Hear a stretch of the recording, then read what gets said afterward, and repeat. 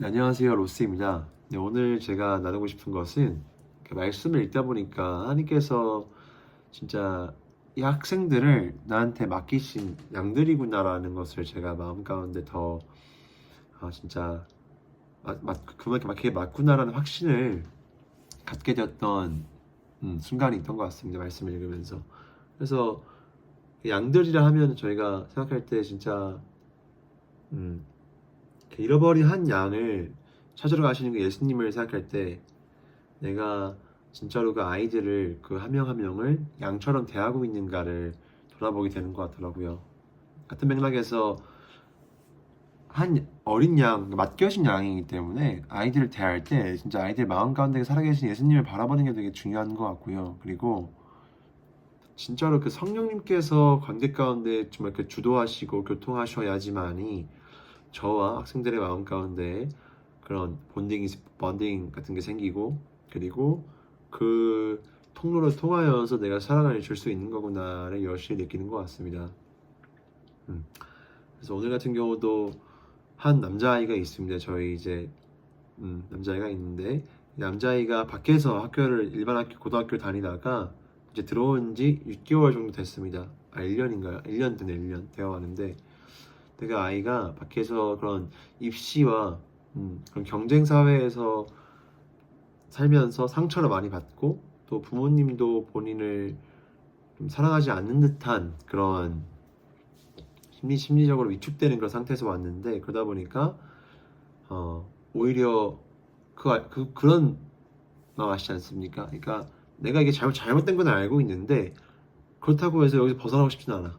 그런 느낌으로 그러한 입시 체제와 교육 제도가 본인에게 유익하지 않은 건 알고 있는데, 이게 너무 익숙한 나머지 여기서 벗어나는 순간 그러한 오히려 스스로를 깎아내리고 위축되는 것에서 벗어나니까 더 초반에 불안해하는 그런 증상을 보였고, 또 그러다 보니까 인간은 또 이게 또 쉽게 적응하는 그러한 존재인지라 이 학교 생활에 적응하다 보니까 뭔가 자기가 되게 옥죄이면서 공부하던 그 시간들을 좀 그리워하기도 하는 그런 아이러니한 것들을 제가 보게 되는 것 같아요.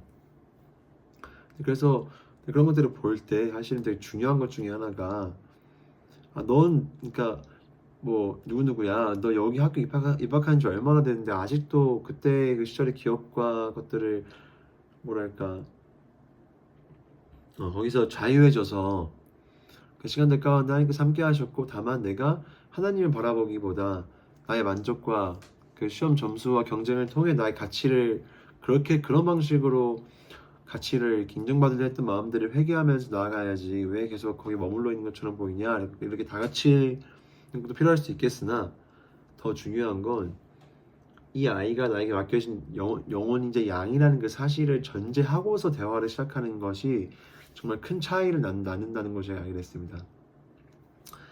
네, 그래서 그런 대화 가운데서도 되게 그런 부분들 많이 돌아보게 되고요. 그리고 되게 재밌는 게 그 중고등학교 때 이제 그러니까 중학교 생활 하다가 여기 온 친구들을 보게 되면은 좀 그런 게 있어요. 약간 그 뭐지? 약간 내가 그러니까 보통 우리가 부모님께 어리광을 피우기도 하고 때를 쓰기도 하고 그 징징거리는 그 시기가, 저는 모든 청소년 친구들한테 필요하다 생각을 하는데, 중고등학교 때 어쩌면 초등학교 때부터 공부하는 거에 닥달을 받고 조바심을 느끼는 그런 구조가 있다 보니까 한 번도 긴장이 풀려 있는 상태를 가지기가 어려웠던 시간, 그러니까 아이들 대부분인 거예요. 물론 가족 분위기가 화목하고 평안하면은 부모님한테 다 얘기하고 위로받고 하는 것들을 통해서 건강한 자아 형성이 되는데, 사실은 부모님들조차도 사회에서 바쁘게 살아가시기 때문에 특히 맞벌이 주식하면 더욱이 그런데, 그러한 구조가 맞물리다 보니까 아이가 자기가 좀 마음을 편하게 먹고 자신의 이런 마음 가운데 있는 슬픔과 기쁨들을 나눌 수 있는 그 대상이 부모님이라는 그 사실을 인지를 잘 못하는 경우가 많습니다. 그래서 여기 제가 언급하니까 아이도 마찬가지로 부모님이라는 존재가 뭔가 자신의 점수로 평가하는 존재라는 인식이 좀 강했고요. 더불어서 그런 어리광을 피웠던 시기들이 없다 보니까 여기 와서 마음이 편해지는 시간이 생기는 그 과정 속에서 자연스럽게 때를 쓰는 그 시간들을 마주하기도 하는 것 같아요. 그거를 제 본인이 모르죠. 근데 모르는데 확실히 아는 건 내가 여기 있을 때 마음이 편하구나 하는 또 알고 있습니다. 그래서 교사로서 그런 것들을 잘 조율해주면서 언급해주고 얘기해주고 들어주고 하는 그 과정 가운데 아이가 여기 있는 게 너가 마음이 편한 상태야 라고 이렇게 일러주는 게 되게 중요하더라고요. 왜냐면 저희로서는 아이가 학교에 왔다는 건 하나님께서 이것을 부르신 목적이 있다는 건데 단순히 학생 한 명을 늘리는 것보다도 사실은 저희 학교 상황 자체가 지금 인적 자원이 넉넉하지는 않은 상황이라서 오히려 학생들이 많을수록 더 많은 그런 처절한 태도와 기도로 나아가야 되는 상황이거든요. 근데 그런 맥락에서 이제 아이가 왔으니까 하나님께서 보내신 이유가 있겠지 생각을 하고 또 그 가운데에서 우리가 어떻게 반응하고 아이들 어떻게 양육할 건지를 진짜 하나님께 하나하나 여쭤가면서 세워가는 게 너무너무 중요하더라고요. 그런 맥락에서 그 아이도 지금 어쩌면 초등학교 혹은 중학교 1학년 때 거쳤어야 했던 그 어리광을 피우고 때를 쓰고 사춘기 그 시절도 포함해서 그런 시절들이 이제야 분해이 되는 겁니다. 근데 항상 얘기를 해요. 그 아이는 자기가 밖에서 못 견뎌서 도망갔다고 얘기를 하더라고요. 근데 전 얘기를 하면 도망온 게 아니다.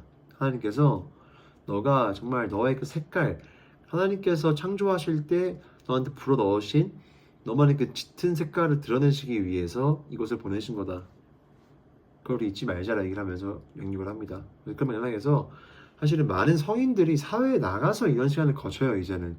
그러니까 지금 대학교 졸업을 한 청년들이 제가 알기로는 80만 명 이상이 지금 직업을 구하고 있지 않습니다. 왜 그러냐면 제가 판단했었을 때는 그러니까 본인들 그 자아에 대한 확립이 이제서 그 필요성을 느끼고 있는 겁니다. 내가 12년 동안 공부해 왔는데 지금 나는 뭘 좋아하는 건지조차 모르는 사람들이 많다는 거죠.